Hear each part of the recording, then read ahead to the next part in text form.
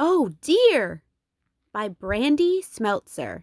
Illustrations by Mao Rendon.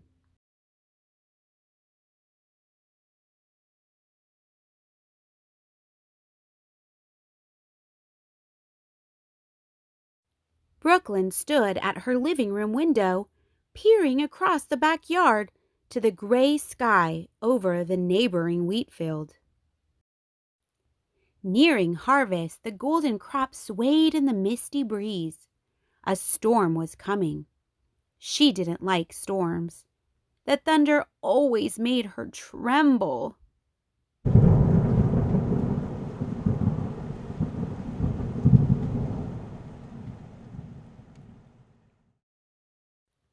Brooklyn examined the dark clouds looming in the distance, when movement near the fence line caught her eye.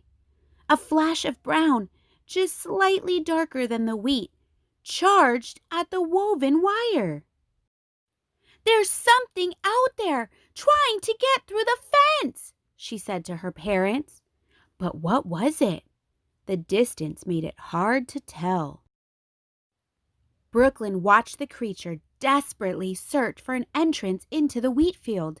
He ran up and down the fence line, and there was no way to get through. The clouds grew darker. Then the animal turned from the fence and ran in the direction of Brooklyn's house. She could see it clearly now. "It's a little deer," she cried, "and he's lost." The white-tailed fawn reversed its direction and darted back toward the fence, preparing to jump. He stopped right in front of the wire, too afraid to take the leap. He tried a second time, this time getting a longer running start.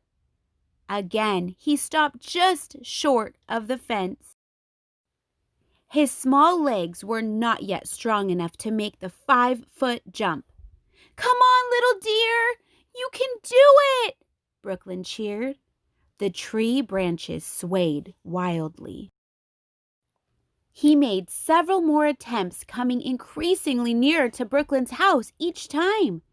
At one point, he even approached the window, his eyes wide with fear. Brooklyn could see white spots on his back near his tail. "He's just a baby," she cried to her parents.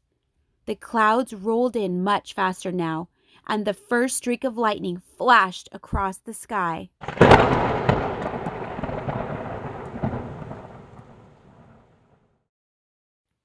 "How can a fawn this young survive the storm alone?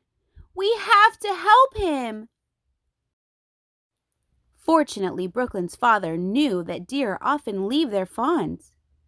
"I know you want to help," he told her, "but his mommy is nearby, and if we go out there, we might scare her away. We need to leave the fawn exactly where he is so the mother can come back to get him." "But I don't see her," Brooklyn bellowed. Thunder rumbled overhead like a stampede of elephants. She panicked. "We have to do something!" At that moment, Brooklyn's mother noticed movement on the other side of the fence. "Look there!" she pointed. Brooklyn could see something swiveling right above the wheat's surface. An ear!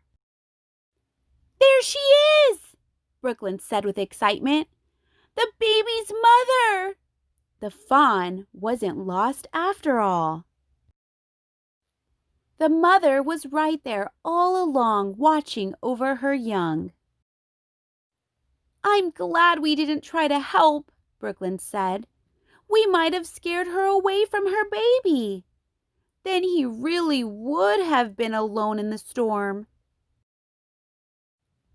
Just then, the doe's body rose from the wheat as she leaped over the fence and landed beside her fawn. Brooklyn breathed a sigh of relief. Oh, she could see that the fawn was now in the safety of his mother's care. Together, mother and baby ran toward the nearby wood. Brooklyn watched their white tails rise and fall as they disappeared into the shelter of the trees.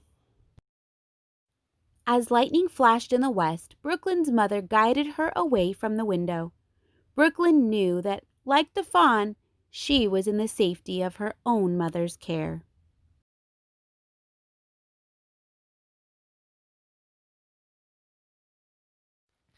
What would you do if you spotted a fawn all alone? Brooklyn is not the only one to experience this dilemma. Spotting a fawn without its mother is a common experience, and many people want to help just like Brooklyn, but it may do more harm than good. What many people do not realize is that the mother deer normally leave their young alone for long stretches of time, sometimes up to 6 hours.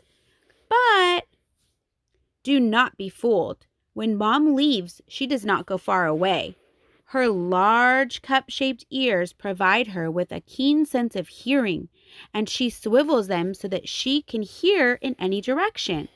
This helps her keep track of her fawn. If he needs her, he will cry out and she will return to him. However, if mommy deer is eating and does not sense any danger, she may wait a while before returning. It's crucial that she stays well fed so she can provide milk for her baby. If humans try to help, they may leave a scent on the baby that could attract predators. And removing a fawn from its location could mean permanent separation for the mom and the baby.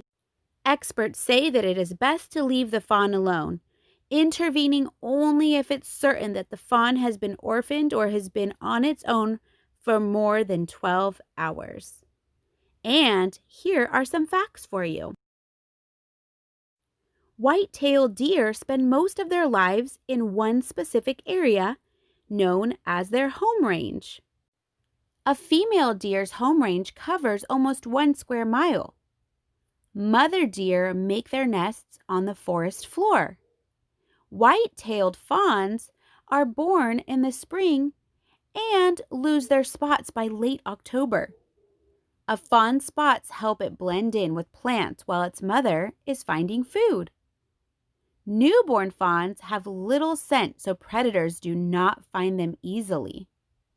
Mother deer leave their fawns alone much of the day, returning several times to nurse. At 3 weeks, fawns are old enough to follow their mothers on outings away from the nest. And fawns stay with their mothers for about 1 year. I hope you love this book as much as I did, and I learned so much about deer and fawns today. I'm going to link the author's information in the description box below with a link of where you can purchase this book. It's always nice to have a book to have and hold in your library at home, and we want to support these amazing authors. Have a good one, everyone.